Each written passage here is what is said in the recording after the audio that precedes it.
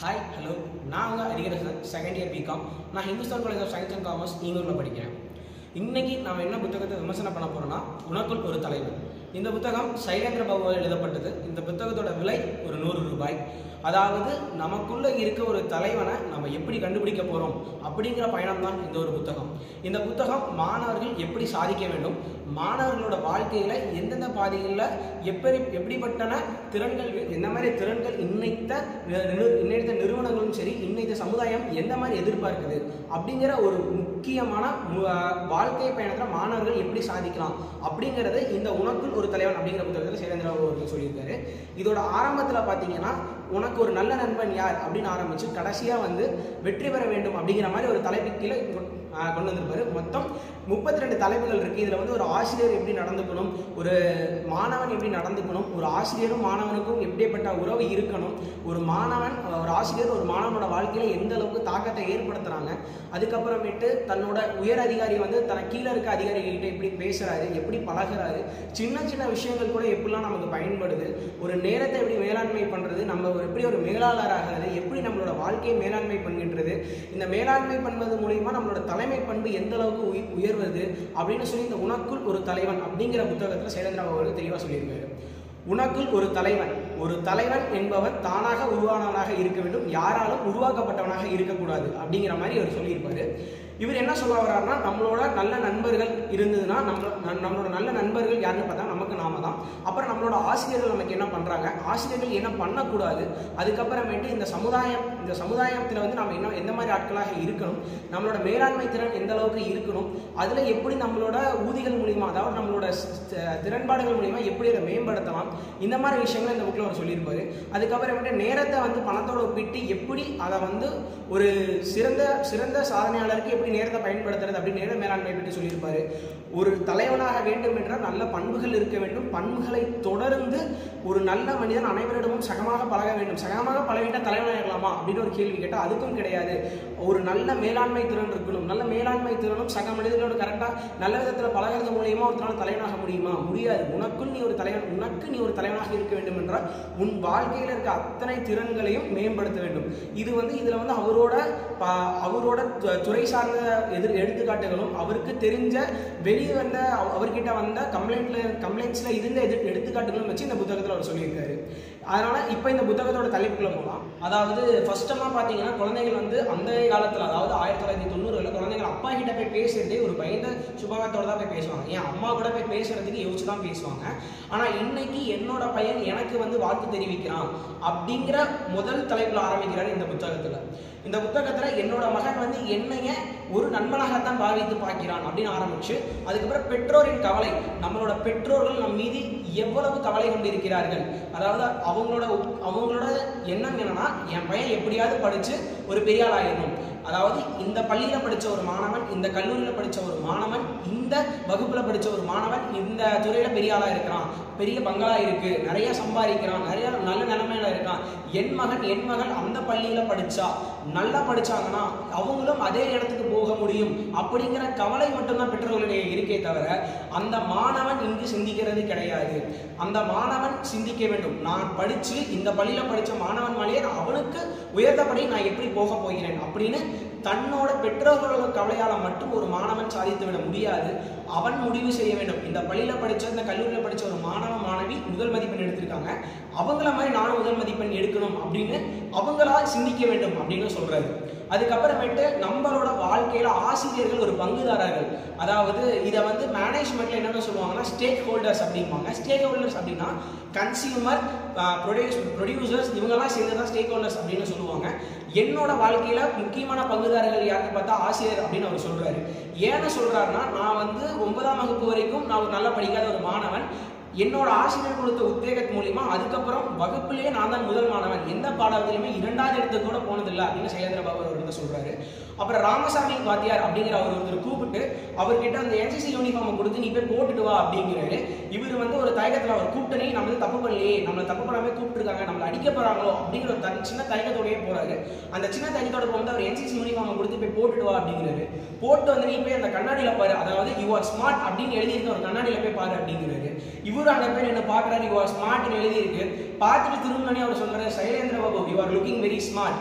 அந்த உத்வேகம் தான் அந்த யூனிஃபார்ம் அவர் போட்டது. அதுக்கப்புறமேட்டு அவர் ஐபிஎஸ் அதிகாரி அதே யூனிஃபார்ம் அவர் கடைசி வரைக்கும் அது போட்டிருந்தாரு. ஆசிரியர்கள் நினைத்தால் மாணவர்களை எந்த நிலைக்கு வேணாலும் திருப்ப முடியும். மாணவனோட வெற்றியில ஆசிரியர்களுக்கு முக்கிய பங்கு இருக்கு அப்படின்னு சைலேந்திர பாபு இது மூலியமா சொல்ல இருக்கணும் அப்படின்னு இந்த தலைப்பு கீழே சொல்லியிருக்காரு. ஒரு ஆசிரியர் என்பவர் தினம் தினம் கற்கக்கூடிய ஒரு நபராக இருக்கணும் அப்படின்னு சொல்ல வந்திருக்காரு. ஒரு ஆசிரியர் பணி என்பது ஒரு மகத்தான பணி. அதாவது எல்லா மாணவர்களும் என்னுடைய மாணவர்களா பார்க்கணும் அப்படின்னு சொல்ல வர்றாரு. நல்ல மதிப்பெண் எடுக்கிற மாணவன் என்னோட மாணவன், குறைந்தபட்ச மதிப்பெண் எடுக்கிற மாணவன் என்னோட மாணவன் இல்லை அப்படிங்கிற மாதிரி ஒரு எண்ணம் ஆசிரியர்களே இருக்கக்கூடாது. ஏன் அதிகபட்சமா அவர் என்ன பண்ண சொல்றாருன்னா, நீங்க வகுப்பில் இருக்க எல்லா மாணவர்களோட பெயர்களையும் தெரிந்து வச்சுக்கோங்க அப்படின்னு சொல்றாரு. இதுக்கு அவரோட பையனை பற்றி சொல்றாரு. ஒரு நாள் அவர் பையன்கிட்ட போய் அவங்க பையன் படிக்கிற ஸ்கூல்ல போய் கேட்கும் போது அவங்க பையனோட பேர் எனக்கு சரியா ஞாபகம் இல்லை அப்படிங்கிற மாதிரி சொல்லியிருக்காங்க. இரண்டாவது முறை பேர் கேட்கும்போது அதே பதில திருப்பி சொல்லியிருக்காங்க. அவர் சொல்றாருன்னா, ஒரு வகுப்புல ஒரு மாணவன் படிப்புல சாதிக்கிறான்னா இன்னொரு மாணவன் விளையாட்டுத்துறையில சாதிக்கலாம், இல்லை இசைத்துறையில சாதிக்கலாம். படிப்பை தாண்டி அவன்கிட்ட ஒரு திறமை இருக்கணும். அந்த திறமையை கண்டறிந்து அதற்குரிய பாடத்தை சொல்லிக் கொடுக்கிறவர்களா ஆசிரியர்கள் இன்னைக்கு இருக்கணும். ஆசிரியர்கள் விஞ்ஞான பாடம், அதாவது அறிவியல் அந்த மாதிரி சம்பந்தப்பட்ட பாடங்களுக்கு வாழ்வாதார எடுத்துக்காட்டுகளை சொல்லணும். அதாவது ஒரு படம் காட்டுறது மூலியமா, இல்ல ஒரு கதை சொல்றது மூலியமா, இல்ல ஒரு வீடியோ போட்டு காமிக்கிறது மூலியமா, இந்த மாதிரி ஆசிரியர்கள் சொல்லித்தர முறையை மேம்படுத்திக்கிட்டே வரணும். அப்பதான் ஒரு ஆசிரியர் நல்ல தலைமை பண்புடையவராக இருக்கிறார் அப்படின்னு சொல்ல வர்றாரு. அதுக்கடுத்து என்ன சொல்ல வர்றாருன்னா, ஆசைப்படுங்கள். அதாவது நம்மளோட ஆசை எவ்வளவு பெருசாக இருக்கோ அந்த அளவுக்கு நம்மளோட வெற்றி பெருசா இருக்கும். இதுக்கு ஒரு சின்ன எடுத்துக்காட்டு என்ன சொல்றான்னா, ஒருத்தன் எனக்கு 30,000 ரூபாய் சம்பளம் வந்தா போதுன்னு ஒருத்தன் ஆசைப்படுறான். அவனோட சம்பளம் அந்த வருட இறுதியில் 30,000 ரூபாய்க்கு தான் அவனால சம்பாதிக்க முடியுது. அதே இன்னொரு நபர் எனக்கு 30 லட்சம் ரூபாய் வரை நான் சம்பாதிக்கணும் அப்படின்னு என்றான். அதே நபர் 30 லட்சம் வரை அவனால் சம்பாதிக்க முடிகிறது. ஆசைப்படுங்கள், உங்களோட ஆசைகள் தான் உங்களை அந்த வழிக்கு செலுத்தி செல்லும் அப்படின்னு சொல்றாரு. அதாவது குறிப்பிட மாதிரி சொல்லணும்னா, கனவு காணுங்கள். நம்மளோட கனவு எந்த அளவுக்கு பெருசா இருக்கோ அந்த அளவுக்கு நம்மளோட லட்சியத்தை அடையணுங்கிற வெற்றி நம்ம கிட்ட இருக்கும் அப்படின்னு சொல்ல வர்றாரு. அதுக்கடுத்து என்னன்னு பாத்தீங்கன்னா, ஆசைப்பட்டா மட்டும் பட்டாது, இதை செயல்திறனாக்க வேண்டும் அப்படின்னு சொல்றாரு. என்ன மாதிரினா, நான் 30,000 ரூபாய் சம்பளம் வாங்கணும், 30 லட்சம் ரூபாய் வாங்கணும் ஆசைப்பட்டா மட்டும் பத்தாது, அதுக்குரிய செயல் நம்ம என்ன செய்து இருக்கிறோம் என்று பார்க்க வேண்டும் அப்படின்னு சொல்றாரு. நான் 30,000 ரூபாய் சம்பளம் வாங்குற அளவுக்கு என்ன நான் வளர்த்துருக்கேனா, 30 லட்சம் ரூபாய் வாங்குற அளவுக்கு என்ன நான் வளர்த்துருக்கேனான்னு பார்க்கணும் அப்படின்னு சொல்றாரு. அதுக்கு கீழே ஒரு சின்ன எடுத்துக்காட்டை என்ன சொல்ல வர்றாருன்னா, அவரோட மகன் வந்து ஒரு இவர் வந்து ஒரு துப்பாக்கி வாங்கிட்டு போயிருக்காரு. அப்ப வந்து அவங்க மகன் கேட்கிறாரு, அப்பா இந்த துப்பாக்கி யாரோடது அப்படிங்கிறாரு. அவர் சொல்றாரு, இது வந்து ஒரு கடற்படையில இருந்த தளபதியோட ஒரு துப்பாக்கிப்பா அப்படின்னு சொல்றாரு. அந்த துப்பாக்கி எப்படிப்பா வாங்கினீங்க, 200 வருஷம் பழமையான துப்பாக்கி அப்படிங்கிற மாதிரிலாம் அவர் சொல்லிட்டு கடைசி அவங்க பையன் கிட்ட ஒரு கேள்வி கேட்கிறான். அப்பா, இந்த துப்பாக்கி எடுத்து ஒரு மரத்துல 100 காக்கா இருக்கு, அந்த 100 காக்கால ஒரு காக்காவை நான் தொடரணும்னு சுடணும்னு ஆசைப்படுறேன், அப்ப மிச்சம் எத்தனை காக்கா அங்க இருக்கும் அப்படின்னு அவர் கேட்கிறாரு. அப்ப கேட்கும் போது சைலேந்திர பாபு சொல்றாரு, அங்க ஒரு காக்காவே இருக்காதுப்பா, எல்லாமே பறந்து இருக்கும் அப்படிங்கும் போது அவர் பையன் சொல்றாரு, அப்பா நீங்க சொன்னது தப்புப்பா அப்படிங்கிறாங்க. ஏன் தப்பு, சுட்டா எல்லாமே பறந்துடுமே அப்படிங்கிற நோக்கத்துல அவர் சொல்றாரு, நான் சுடுறேன்னு ஆசைப்படுறேன்னு தான் சொன்னேன், நான் சுட்டுட்டேன்னு செயல்படுறேன்னு நான் சொல்லவே இல்லை. ஸோ அதுதான் இந்த தலைப்போட மைய கருத்துவே அதுதான். நாம என்ன விஷயத்த செய்யணும்னு ஆசைப்பட்டா மட்டும் பத்தாது, அதை செயல்திறனாக்கி அதை செய்து முடித்தால் மட்டும்தான் நம்மளோட ஆசை நிறைவேறும் அப்படின்னு சைலேந்திர பாபு இதில் சொல்ல வர்றாரு. உங்களோட ரோல் மாடல் ஒருத்தவங்க இருக்கணும் அப்படின்னு சொல்றாரு. நம்ம பெரும்பாலான மக்கள் இன்னைக்கு யாரை ரோல் மாடலா வச்சிருக்கோம்னா, ஒரு திரையில வர நடிகரை நம்ம ரோல் மாடலா வச்சிருக்கோம் அப்படின்னு சொல்ல வர்றாரு.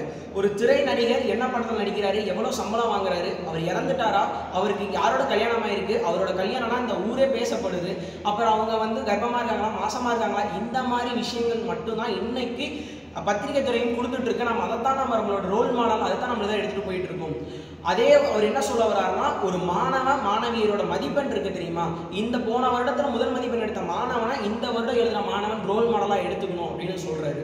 அந்த ரோல் மாடல் எப்படி என்பது ஒரு மாணவனோட வெற்றிக்கு மிக முக்கியமான பங்களிக்குது அப்படின்னு சொல்ல வர்றாரு. இதுக்கு ஒரு எடுத்துக்காட்டை என்ன சொல்ல வர்றாருன்னா, ஒரு மாணவன் வந்து முதல் மதிப்பெண் எடுத்துறான், அவன்கிட்ட போய் அவர் கேட்க போகும்போது, ஏப்பா நீ ஏழ்மையான குடும்பத்துல முதல் மதிப்பெண் எடுத்த மாணவன் நீ நான் எப்படி எடுத்த அப்படின்னு கேட்கும்போது அவர் சொல்றாரு, ஐயா எங்க அப்பா வந்து கடல் கிட்ட போய் மீன் வாங்கிட்டு வந்து மீன் வியாபாரம் பண்ற ஒரு வியாபாரிங்கய்யா, அவர் நாட்டுல சைக்கிள் சிட்டி இதெல்லாம் பண்ணிட்டு வருவாரு.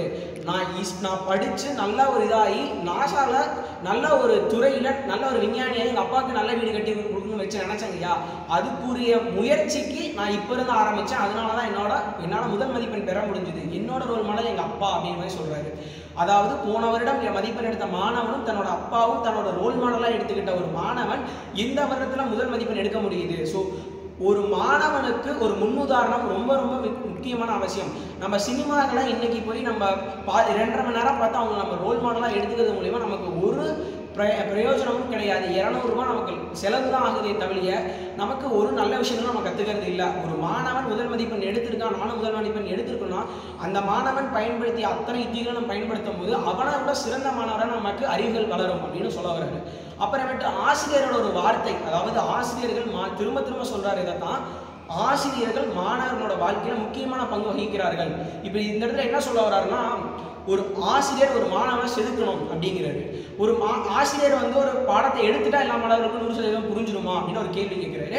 அப்படி கேட்கும் போது அப்படி புரிஞ்சிடும்னா புத்தகங்கள் எதுக்கு, ஆசிரியர் எல்லாமே சொல்லிட்டு போயிடலாம் அப்படின்னு சொல்றாரு. மாணவன் கற்கும் போது ஆசிரியர் இல்லாமல் புத்தகம் மட்டுமே படிச்சு கற்க முடியும், இரண்டுமே முடியும். ஆனா இந்த இடத்துல அவர் என்ன சொல்ல வர்றாருன்னா, இப்ப எனக்கு ஒரு எடுத்துக்காட்ட என்ன சொல்றாரு, எனக்கு கீழே எனக்கு நல்லா சைபர் செக்யூரிட்டி தெரியும், எனக்கு கீழே இருக்கவங்களுக்கு நான் சைபர் செக்யூரிட்டி அப்படியே சொல்லி கொடுத்துட்டா அவங்க 100% சைபர் செக்யூரிட்டியில தேர்ச்சி அடைஞ்சிருவாங்க. அதனால எனக்கு சைபர் செக்யூரிட்டி நல்லா தெரியும், நான் சைபர் செக்யூரிட்டி தெரிஞ்ச எனக்கு கீழே இருக்கவங்க நான் சைபர் செக்யூரிட்டி சொல்லி கொடுத்தோம்னா அவங்களால 100% அதில் அவுட்புட் கொடுத்துட முடியுமா, அதில் திறமையை சார்ந்த வேலை செஞ்சிட முடியுமா அப்படின்னு கேட்கிறாரு. அப்படி பண்ண முடியும் அப்படின்னா எல்லா மாணவர்களுமே 100 மதிப்பெண் எடுத்துக்கலாமே. அப்படி பண்ண முடியாது. ஒரு சில மாணவர்கள் ரொம்ப ஸ்லோ லேர்னர்ஸாக இருப்பாங்க, ஒரு சில பேர் டக்குன்னு புரிஞ்சுப்பாங்க, ஒரு சில பேருக்கு படிப்பு வராது, வேற துறையில் இருப்பாங்க. இப்ப இங்க என்ன சொல்ல வர்றாருன்னா, ஒரு ஆசிரியர் என்பது மாணவருக்கு எப்படி கற்பிக்கணும், எந்த வழியில நீ கற்க போற, எப்படி படிக்கணும் அப்படிங்கிற ஒரு வழிகாட்டா இருக்கணும் அப்படின்னு சொல்ல வர்றாரு இந்த இதுல. அதுக்கப்புறமேட்டு மகிழ்ச்சி பணிகள், யாருமே செய்யற வேலையை மகிழ்ச்சியோட ஆத்மபூர்வமா செய்யணும் அப்படின்னு சொல்ல வர்றாரு. இதுக்கு எடுத்துக்காட்டா என்ன சொல்றாருன்னா, எத்தனையோ பேர் வந்து வெளியே வந்து 5000 4000 சம்பளம் வாங்கிட்டு இருந்தவங்க கூட நான் இந்த மாதிரி போலீஸ் வேலைக்கு காவல்துறை பணிக்கு தான் போவேன் அப்படின்னு எதிர்பார்த்து வந்து 2000 3000 மட்டுமே வாங்கிட்டு வேலை செய்றவங்க எத்தனையோ பேர் இருக்காங்க. நான் MBA படிச்சுட்டேன் அதனால நான் மேலாளர் ஆயிருந்தேன், நான் நல்லா படிச்சுட்டேன் அதனால பெரியலாயிருவேன்னு கிடையாது. நம்ம எந்த அளவுக்கு அந்த பணிக்கு உண்மையாக செயல்படுகிறோம் அதுதான் நம்மளோட ஒரு வெற்றியாளர் ஆகும் அப்படின்னு சொல்றாரு. அதுக்கப்புறம் மேலாண்மை ஒரு கலை அப்படின்னு சொல்றாரு. என்ன சொல்றாருன்னா, ஒவ்வொருவருக்கும் மேலாண்மை திறன் இருக்கிறது, அதை கண்டறிய வேண்டும். அதை எந்த புத்தகமும் சொல்லித்தராது, எந்த MBA டிகிரியும் சொல்லித்தராது. MBA படிச்ச எத்தனையோ பேர் மேலாண்மை துறையில் இல்லாம வேற துறைகளில் இருக்கிறாங்க. MBA படிக்காத எத்தனையோ பேர் மேலாண்மை துறையில இருக்கிறாங்க. ஸோ இது எல்லாம் அதுக்கு வந்து அவரோட அம்மா எடுத்துக்காட்டா சொல்றாரு. அவங்களோட ஒரு பெண்மணிக்கு 8 குழந்தைகள், அந்த 8 குழந்தைகளை படிக்க வைக்கிறாரு. அந்த 8 குழந்தைகள் படிக்கும் போது அவங்களும் சேர்ந்து படிக்கிறாங்க. அந்த 8 பிள்ளைகளுமே 60% 70% மதிப்பெண் பெறுறாங்க. அந்த 60% 70% மதிப்பெண் பெறுவதற்கு அந்த பெண்மணி சொல்லிக் கொடுக்க முடிஞ்சதுன்னா அந்த பெண்மணி எத்தனை மதிப்பெண் பெற்றிருப்பாங்கன்னு யோசிச்சுக்கோங்க. அதுக்கப்புறமேட்டு அவங்களோட தோட்டத்தில் மொத்தமாக 40 நபர்கள் வேலை செய்கிறாங்க. அதுக்கு அவங்களுக்கு 40 நபர்களுக்கும் தனி ஒரு நபராக சமைக்க வேண்டும், அப்புறம் ஆடு மாடுகளை பார்த்துக்க வேண்டும். இப்படி இத்தனையும் தன்னோட ஒரு நாள் வாழ்க்கையில மொத்தமும் மேலாண்மை பண்ற திறன் இருக்கு அவங்க அம்மா கிட்ட அப்படின்னு சொல்றாரு. ஒவ்வொருவருக்கும் மேலாண்மை திறன் இருக்கிறது, ஒவ்வொருவருமே மேலாண்மை திறன் உடையவர்கள் தான் அப்படின்னு சொல்ல வர்றாரு. அடுத்து சுய ஒழுக்கம், ஒருவருக்குள்ள நல்ல தலைமை பண்பு இருந்துருச்சு, நல்ல ஒரு செயல்பாடு இருந்துருச்சு, ஆசிரியரோட வழிகாட்டுதல் இருக்கு, அதுக்கப்புறமேட்டு நல்ல விளையாட்டு நல்ல அனைத்திலுமே சிறந்தவராக இருக்காரு, இருந்தாலும் சுய ஒழுக்கம் இல்லைன்னா எதுவுமே இங்க கணக்கு இல்லை அப்படின்னு சொல்றாரு. ஒரு மாணவன் ஒருவர்கிட்ட எப்படி பேசணும், தனக்கு கீழே இருக்கவர்கிட்ட எப்படி பழகணும் அப்படிங்கிற விஷயங்கள் அத்தனையுமே சுய ஒழுக்கத்துல வருது. ஒரு மாணவன் சுய ஒழுக்கத்துல நல்லவனாக இருக்கிறது மூலியமா அவனுக்கு தலைமை பண்பு அதிகரித்து கொண்டே வருகிறது. தலைமை பண்பும் மேலாளர் பண்பும் சுய ஒழுக்கம் இருக்கிற ஒரு மாணவர்கிட்ட தான் அதிகரித்தே வரும் அப்படின்னு சொல்றாரு. அதுக்கப்புறமேட்டு என்னன்னு பார்த்தோம்னா 1000 மணி நேரம் அப்படிங்கிற மாதிரி ஒரு தலைப்புல சொல்றாரு. என்னன்னா, இப்போ ஒரு டாக்டர் படிக்கணும்னு ஆசைப்படுற ஒரு மாணவன் 40 லட்சம் ரூபாய் கேட்கறாங்க. அப்படிங்கிற பட்சத்துல அதுக்கு முன்னாடி படிச்ச ஒரு மாணவன் மெரிட்ல உள்ள போயிடுறான். அப்ப அவர் என்ன சொல்றாருன்னா, நீ படிப்பா நேரமா பிரிச்சு படி அப்படிங்கிறாரு. அப்படி பிரிச்சு படிச்சு ஒரு செலக்ட் ஆகி உள்ள போகும்போது அவர் சொல்றாரு, நீ ஒரு நாளைக்கு 40,000 ரூபாய் சம்பாதிச்சிருக்க அப்படிங்கும் போது இல்ல புரியல அப்படிங்கிற போது, அதாவது அந்த படித்து அந்த 40 லட்சத்தையும் கட்டாமல் ஒரு மாணவன் மருத்துவராக போகிறான் அல்லவா, அது வந்து அது வந்து எப்படி போறானோ அதே மாதிரி ஒரு நாளைக்கு அவன் சம்பாதிக்கிறான் அப்படின்னு சொல்றாரு. இந்த இடத்துல சம்பாதிக்கிறது அப்படிங்கிறது பாத்தீங்கன்னா பணமா சம்பாதிக்கிறது மட்டும் சம்பாதிக்கிறதுல வராது. ஒருவன் தன்னோட அறிவை சம்பாதிக்கிறான் தெரியுமா, தன்னோட நேரத்தை கரெக்டா எல்லாத்துக்கும் பிரிச்சு கொடுத்து நேர மேலாண்மை பண்ணி சம்பாதிக்கிறான் தெரியுமா, அதுவும் ஒரு மாணவனை வெற்றியாளர் ஆகும் அப்படின்னு சொல்றாரு. அதுக்கப்புறமேட்டு என்ன சொல்றாருன்னா, போர் வீரனாகுங்கள் அப்படின்னு சொல்றாரு. இதுக்கு என்ன கான்செப்ட்னா, ஜப்பானியர்கள் வந்து ஒரு இரண்டாவது உலக போர்ல வந்து ஜப்பானிய நாடு வந்து ரொம்ப அழிஞ்சப்பட்டுருச்சு. அப்ப அந்த தருணத்துல உலகத்திலே அதிகமான கடன் பெற்ற நாடு அதுதான், அதிகமான கடன் கொடுத்த நாடு அமெரிக்கா அமெரிக்கா தான். ஆனால் ஜப்பானர் ஒரு சில வருடங்களே திரும்ப என்ன பண்றாங்கன்னா பொருளாதாரத்தில் வளர்ச்சி அடைஞ்சு அதிகமாக கடன் கொடுத்த நாடு ஜப்பானிய நாடாகவும் அதிகமாக கடன் பெற்ற நாடு அமெரிக்க நாடாகவும் மாத்தினாங்க. இது அவங்களோட தலைமை பண்பையும் அவங்களோட விடாமுயற்சியும் காட்டுது. அதாவது போர் வீரனாக மாறுங்கள் அப்படின்னு சொல்றாரு. மகாத்மா காந்தியை சுற்றி அத்தனை ஆங்கிலேயர்கள் துப்பாக்கியோட நின்ற போதும் காந்தி அவர்கள் தன்னோட விடாமுயற்சியால் தன்னோட இருந்த நம்பிக்கையை மட்டுமே வச்சு அவர் சுதந்திரம் பெற்று கொடுத்தாரு அப்படின்னு சொல்லிட்டு மாணவர்கள் எங்க அப்பா வசதி இல்லை, எனக்கு நான் ஏழ்மை குடும்பத்துல வந்திருக்கேன் அப்படின்னு சொல்றாரு. இதுக்கு அவர் எடுத்துக்காட்டா என்ன சொல்றாருன்னா, தொழிலதிபரோட மகன் தொழிலதிபர் ஆவதில்லை. அப்படி ஆனவர்கள் எத்தனையோ பேர் தொழில் இல்லாமல் வெளியே போயிருக்காங்க. ஐபிஎஸோட மகன் ஐபிஎஸ் ஆகிறதில்லை, ஆகாம எத்தனையோ பேர் வெளியே போயிருக்காங்க அப்படின்னு சொல்றாரு.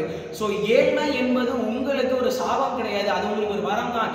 எவ்வளவு நீங்கள் உங்களை கற்றுக்கொள்கிறீர்களோ அந்த அளவுக்கு நீங்க வெற்றியாளர்கள் ஆகலாம் அப்படின்னு இத்தனை ஒரு மாணவன் தன்னோட வாழ்க்கையில அவனுக்கு ஒரு தலைவனாக எப்படி மாறுறது அப்படின்னு சொல்றாரு சைலேந்திர பாபு இந்த உனக்குள் ஒரு தலைவன் என்ற புத்தகத்துல.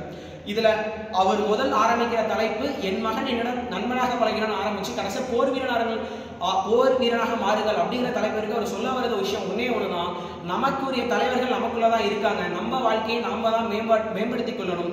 அதற்கு நமக்கு இத்தனை திறன்களும் இத்தனை நல்ல ஆசிரியரோட அட்வைசர்ஸ் அதாவது அறிவுரைகளும் இத்தனையும் தேவைப்படுகிறது அப்படின்னு சொல்றாரு. இது மட்டும் இல்லாம நம்ம மற்றவங்க நமக்கு கீழே இருக்கவங்களுக்கு எப்படி நம்மளோட மரியாதையை கொடுக்கிறோம், ஒரு உயர் அதிகாரி கீழே இருக்கிறவருடைய பெயர்களை தெரிந்திருக்கிறது மூலியமாக கூட அவர்களுக்கு அன்பை வெளிப்படுத்த முடியும், அவர்களுக்கு மகிழ்ச்சியை ஏற்படுத்த முடியும்னு சொல்றாரு.